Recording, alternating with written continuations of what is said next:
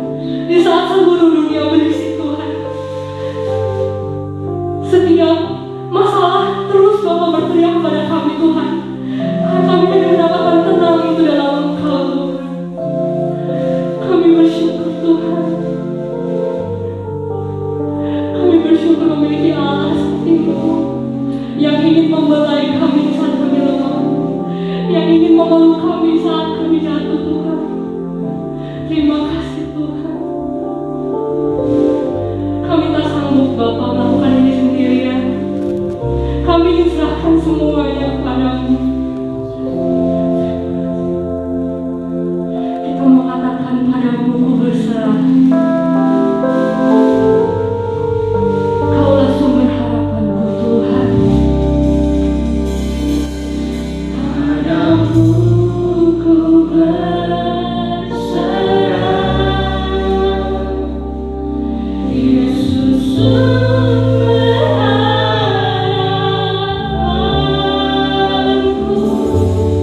Ku percaya padamu, penyelamatku. Katakan sekali lagi, padamu ku berserah. Ya Tuhan,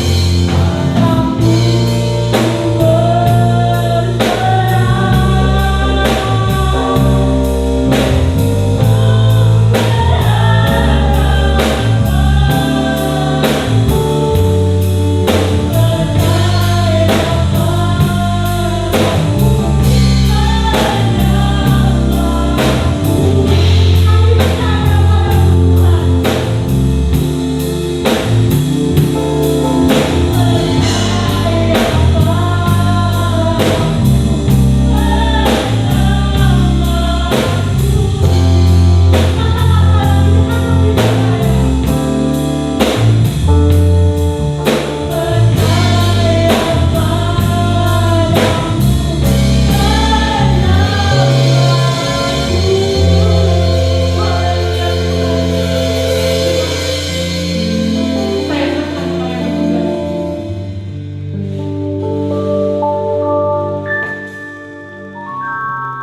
Haleluya Tuhan. Engkaulah sumber pengharapan kami, Engkaulah sumber kekuatan kami ya Bapa. Pagi hari kami datang kepada Tuhan, membawa hidup kami di mezbah-Mu yang kudus ya Bapa.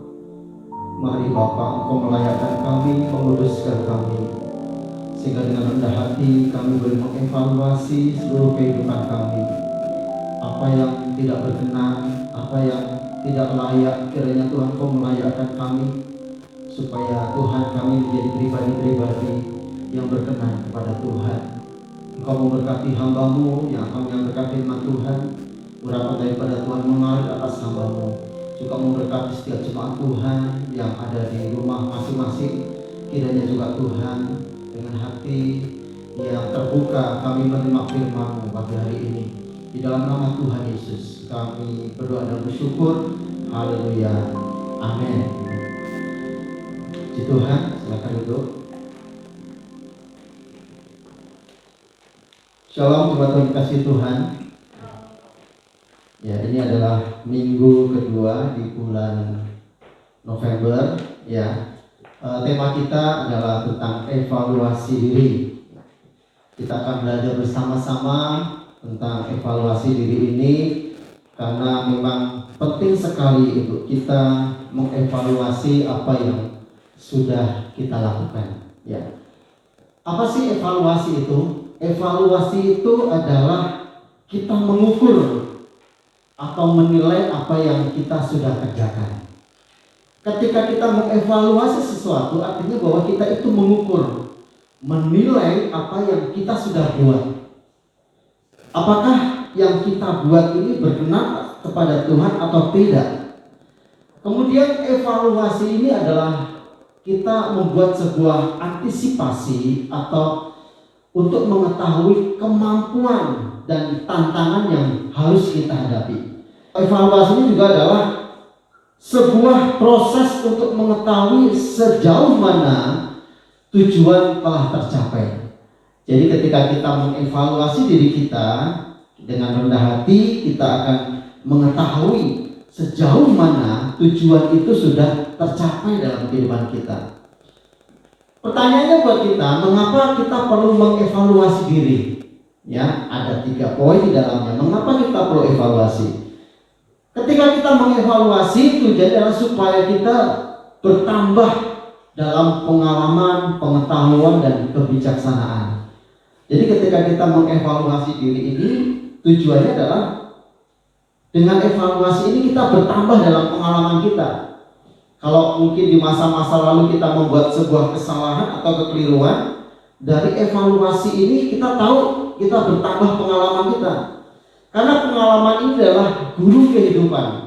Dengan pengalaman ini kita tahu apa yang sudah kita capai, kegagalan yang kita mungkin alami, dan tantangan yang kita hadapi. Kemudian juga dengan evaluasi ini menambah pengetahuan kita. Yang dulu kita nggak tahu, kemudian dengan evaluasi diri kita bertambah pengetahuan kita. Contohnya misalnya seorang anak sekolah, ada evaluasi, ada ulangan atau ujian. Tujuannya adalah anak ini supaya bertambah pengetahuan. Di dalam kehidupan kita, ya kehidupan dunia ini, ketika kita mengevaluasi, itu akan menambah pengetahuan kita. Kalau kemarin kita jatuh di lubang itu, kita berusaha lebih pintar untuk kita tidak jatuh di lubang itu lagi. Ya. Kemudian lihat bahwa pengalaman juga menambah kebijaksanaan. Logikanya orang bertambah usia, bertambah umur, maka akan bertambah bijaksana. Kenapa? Dia belajar dari sebuah proses kehidupan. Di masa-masa lalu dia gagal, berlalunya waktu kita akan belajar menjadi orang yang lebih bijaksana lagi. Dan ini memerlukan sebuah proses yang panjang. Ya. Kemudian mengapa kita perlu mengevaluasi? Supaya kita tidak mengulangi kesalahan yang sama dan terus belajar menjadi lebih baik lagi. Ketika kita mengevaluasi, benar-benar kita ini belajar. Ya. Kita belajar supaya lebih baik lagi dan tidak mengulangi kesalahan yang sama. Jadi kalau di masa lalu kita gagal dalam satu hal, kita berusaha untuk memperbaiki diri, belajar lebih baik lagi supaya apa? Supaya kita tidak mengulangi kesalahan yang sama. Kemudian mengapa kita perlu evaluasi diri? Supaya kita mengambil pelajaran dan hikmah dari semua yang terjadi. Di dalam Mazmur 90 ayat yang ke-12 dikatakan, ajarlah kami menghitung hari-hari kami sedemikian hingga kami beroleh hati yang bijaksana. Kata ajarlah kami menghitung hari-hari itu berbicara tentang evaluasi. Kalau sesuatu yang baik yang sudah kita lakukan, terus lakukan dan kerjakan. Jadi ketika kita menghitung hari-hari kita mengatakan bahwa kita akan beroleh hati yang bijaksana. Semakin sering kita melakukan evaluasi dalam kehidupan kita, maka kemungkinan kehidupan kita akan semakin baik. Ketika kita tidak mau mengevaluasi diri kita, ketika kita tidak mau rendah hati, maka sulit sekali kita memperoleh hati yang bijaksana. Mazmur katakan bahwa ajar kami menghitung hari-hari sedemikian. Hari-hari yang sudah kita lewati, tahun-tahun yang kita sudah jalani, yuk kita belajar untuk kita mengevaluasi diri sehingga ke depan kita menjadi orang-orang yang lebih bijaksana.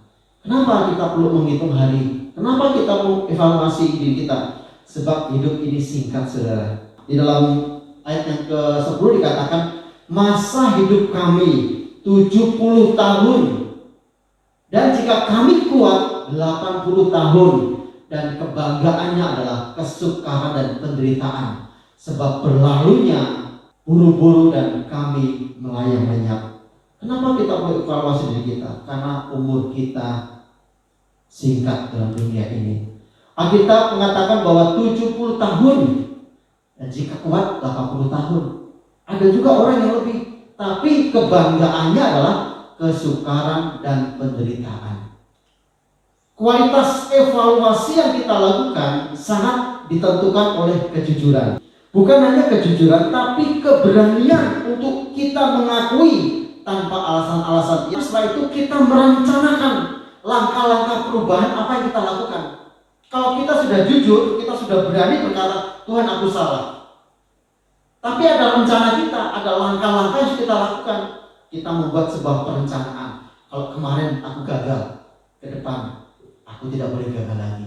Kalaupun gagal, kalaupun salah, tidak terulang dengan kesalahan yang sama. Ketika kita mampu melakukan itu, saudara, maka lihatlah bahwa ke depan kita akan jauh lebih baik lagi, jauh lebih bijaksana lagi. Kenapa? Semakin hari, semakin tahun demi tahun yang kita lewati, semakin tua kita, melangkah bersama dengan Tuhan, maka kita akan menjadi orang-orang yang lebih bijaksana. Sebagaimana ilmu padi, ya, semakin tua ilmu padi itu akan semakin menunduk. Artinya bahwa meskipun kita semakin tua, kita mengerti kebenaran, tapi kita tidak sombong, mendongak, tapi kita semakin rendah hati. Di dalam Mazmur 139 ayat 23 dan 24 dikatakan, "Selidikilah aku ya Allah, dan kenalilah hatiku. Ujilah aku dan kenalah pikiran-pikiranku. Lihatlah apakah jalanku serong, dan tuntunlah aku di jalan yang kekal." Saudara, ketika kita mengucapkan kalimat ini, "Selidiki aku Tuhan, ya Allahku, kenal hatiku.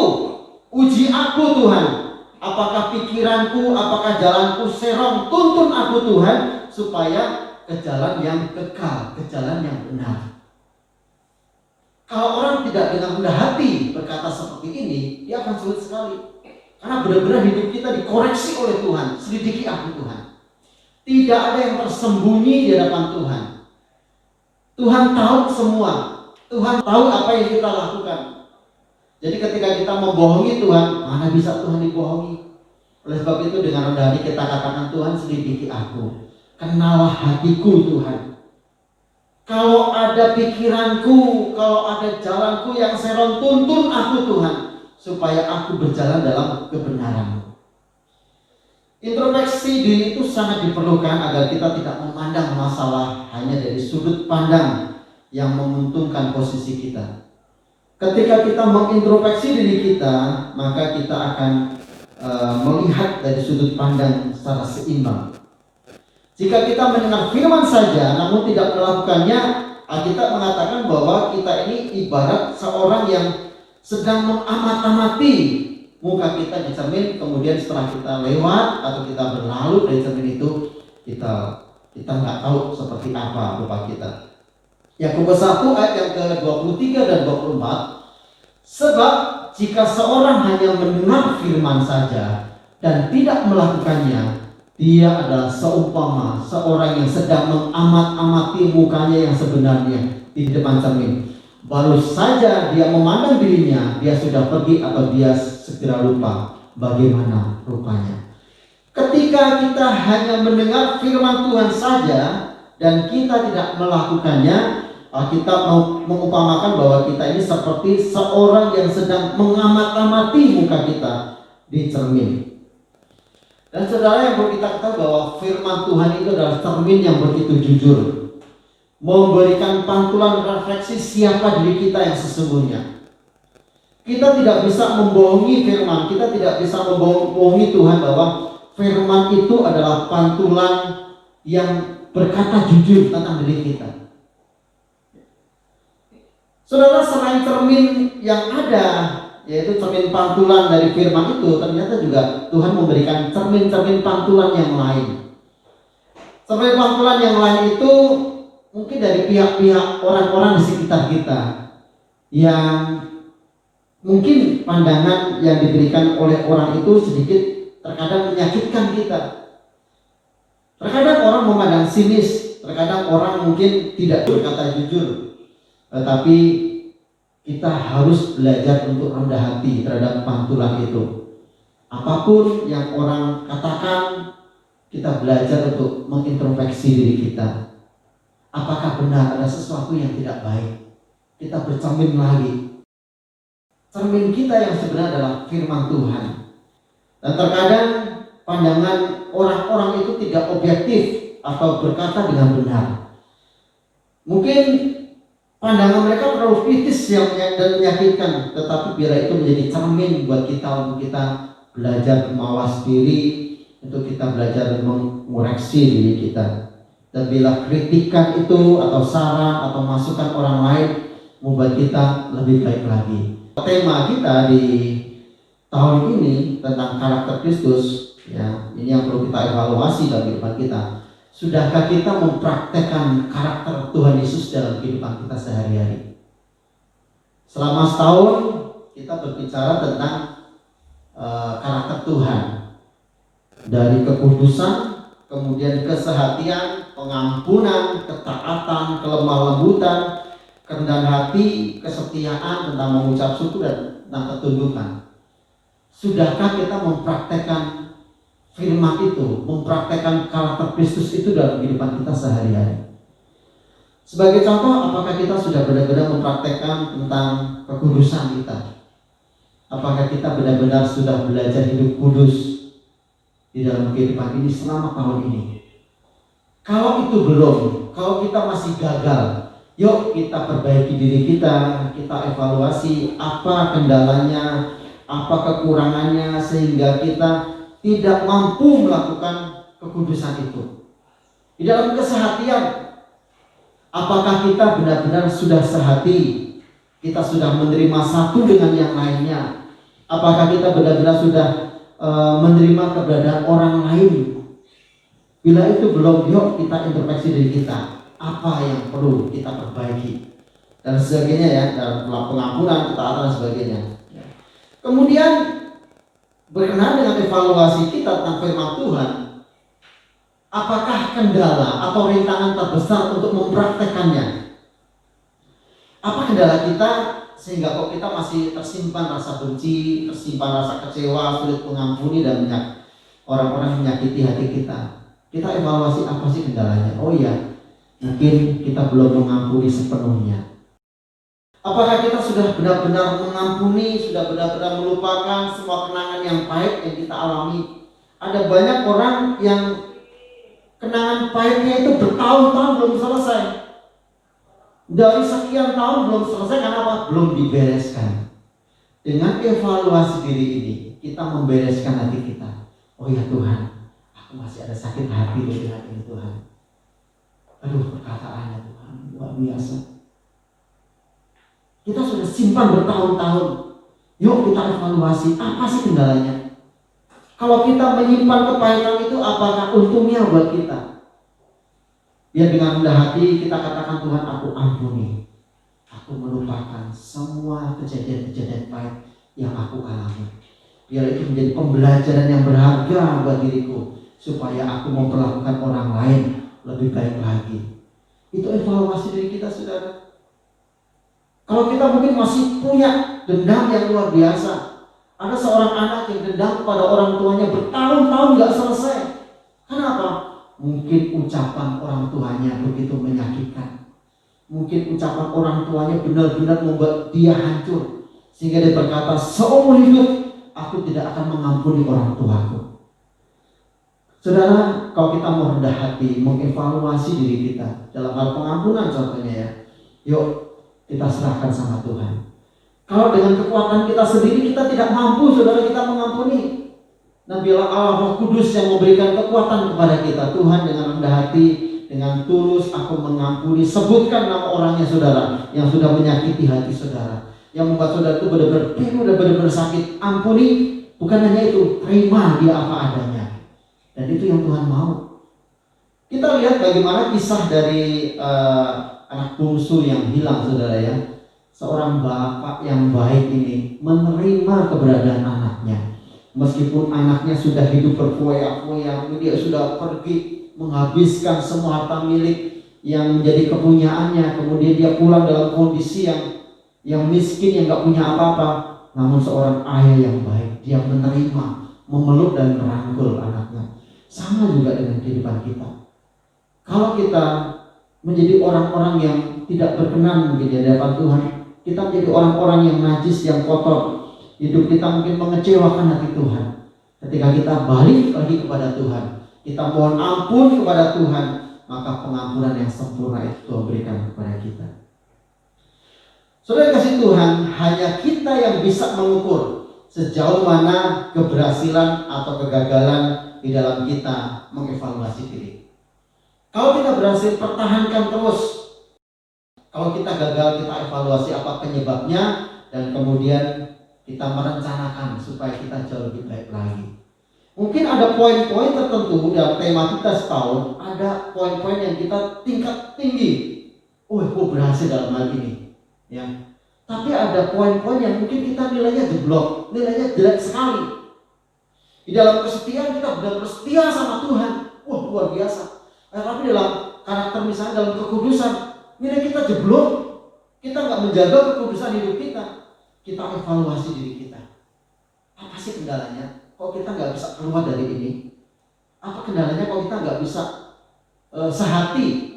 Apa kendalanya kok kita nggak bisa merendahkan hati kita? Kok kita nggak taat? Kok kita nggak menjadi orang yang lemah lembut? Hanya kita yang tahu persis, kita yang mengukur.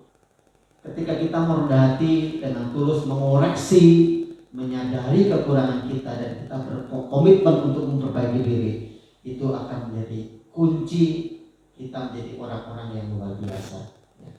Tanpa evaluasi, kita tidak akan tahu apakah kita telah melakukan sebuah kesalahan atau kegagalan. Berdoalah, minta hikmat Tuhan, agar Tuhan terus mengubah dan memperbarui kehidupan kita, supaya kehidupan kita semakin berkenan pada Tuhan. Amin. Bapak firman Tuhan, kita naikkan pujian. Ajar kami Tuhan menghitung hari-hari kami, sehingga kami beroleh hati yang bijaksana. Terima kasih Bapak. Terima kasih Tuhan buat firman-Mu. Ajarlah kami menghitung hari-hari kami Tuhan, sehingga kami beroleh hati yang bijaksana. Terima kasih Bapak. Kami rendahkan hati kami di hadapan-Mu. Kami rendahkan hati kami di mezbah-Mu yang kudus ya Bapa. Terima kasih Tuhan. Oh, ajar kami Tuhan menghitung hari-hari, agar kami beroleh hati bijaksana.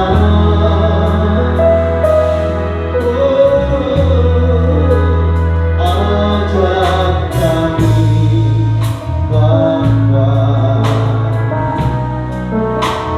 hidup dalam jalan, agar semua rencana-Mu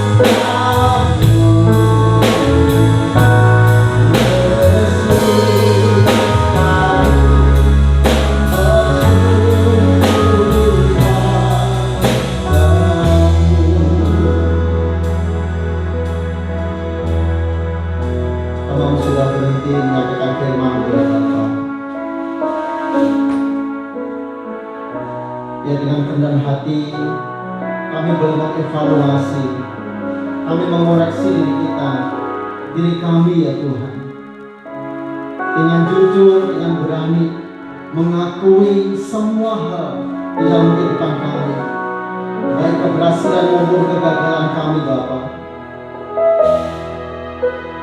Kami akan ambil hikmahnya Tuhan, supaya kami beroleh hati yang bijaksana. Engkau memberkati setiap kami ya Tuhan, supaya kami ke depan lebih baik lagi. Hidup kami berkenan kepada Tuhan dan berjalan sesuai dengan kehendak-Mu ya Bapa. Memberkati kami semuanya sudah mendengarkan firman-Mu, ya firman Tuhan termaterai dalam setiap hati kami masing-masing. Di dalam nama Tuhan Yesus kami berdoa dan bersyukur. Haleluya. Amin. Diserahkan pada Gembala.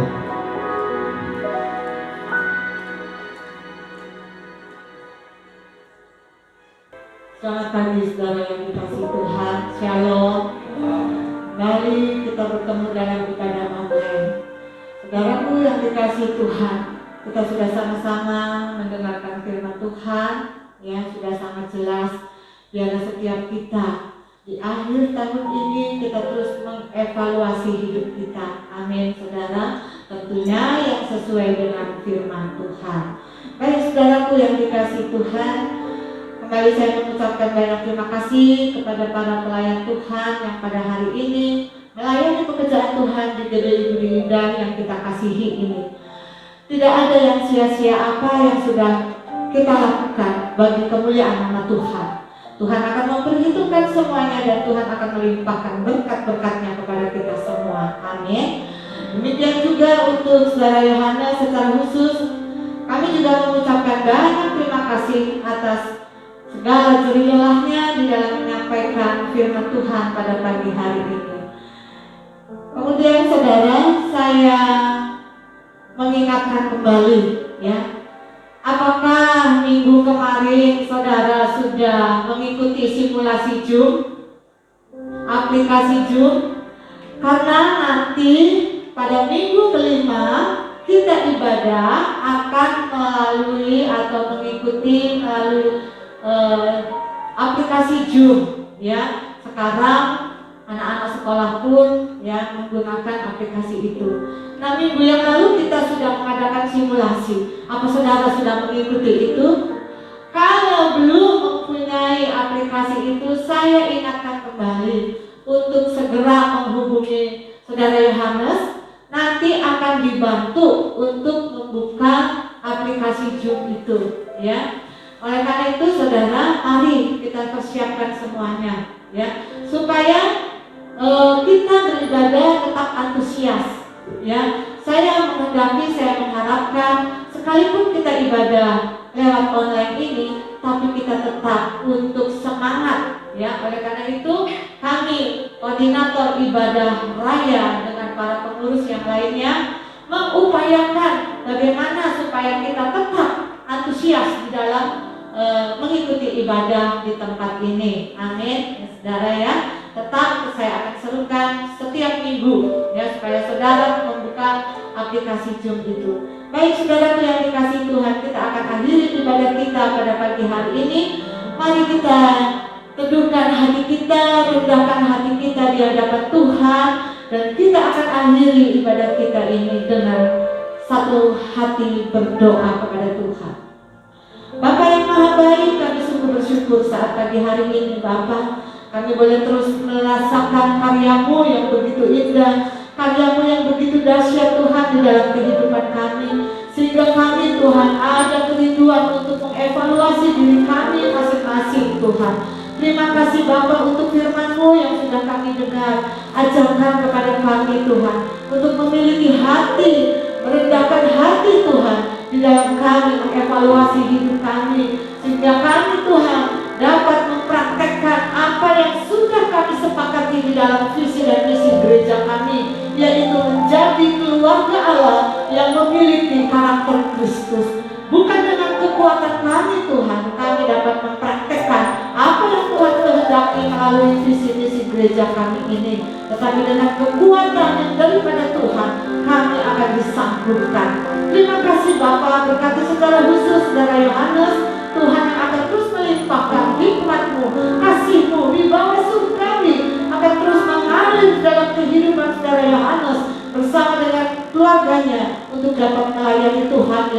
berada. Demikian juga Bapa, kami serahkan anak-anak yang sudah setia melayani Engkau Tuhan. Biarlah Tuhan sendiri yang akan terus mengerjakan karya-Mu yang terbesar buat anak-anak-Mu yang setia di dalam melakukan pelayanan di dalam gereja ini. Terima kasih Bapa yang baik, terima kasih Tuhan. Dan biarlah Tuhan kami juga terus berdoa buat seluruh jemaat Tuhan yang ada di gereja kami ini. Satu persatu Tuhan jamah, Tuhan lawat Tuhan. Berikan kekuatan, berikan Tuhan sukacita di dalam menghadapi masa pandemi ini. Terima kasih Bapa. Kami bawa juga bangsa dan negara kami ke dalam tangan-Mu. Tuhan pulihkan dengan sempurna Tuhan. Kami percaya Tuhan punya waktu, Tuhan punya kuasa yang dahsyat Tuhan untuk menghentikan pandemi COVID ini Bapa. Dalam nama Yesus diberkati Tuhan para pemimpin pemerintahan kami, mulai dari Bapak Presiden bersama dengan wakil dan para stafnya, dan biarlah mereka semua dapat bekerja dengan tuntunan dari kuasa Tuhan Yesus saja. Terpujilah nama-Mu Bapa. Sekarang Tuhan kami akan menerima berkat Bapa. Kami rindu Tuhan, curahkanlah berkat-Mu atas setiap kami, jemaat yang Kau kasihi Tuhan, yang pada saat ini bersama-sama beribadah kepada-Mu Bapa. Terima kasih Tuhan Yesus. Oleh karena itu saudaraku yang dikasihi Tuhan, mari kita rendahkan hati kita di hadapan Tuhan. Angkat kedua tangan-Mu di hadapan Tuhan. Pandanglah Tuhan Yesus Kristus, Bapa kekal kita yang akan mencurahkan berkat atas setiap kita. Tuhan akan menyinari kita dengan wajah-Nya dan akan memberkati kita dengan kasih karunia, damai sejahtera, dan kuasa dari Yesus Kristus sumber pengharapan kita. Persekutuan yang manis dari Roh Kudus akan mengerjakan karya terbesar di dalam kehidupan kita. Kiranya berkat ini tercurah bagi kita semua hari ini, esok, bahkan selama-lamanya. Dalam nama Yesus terimalah berkat ini. Haleluya. Amin. Tuhan memberkati.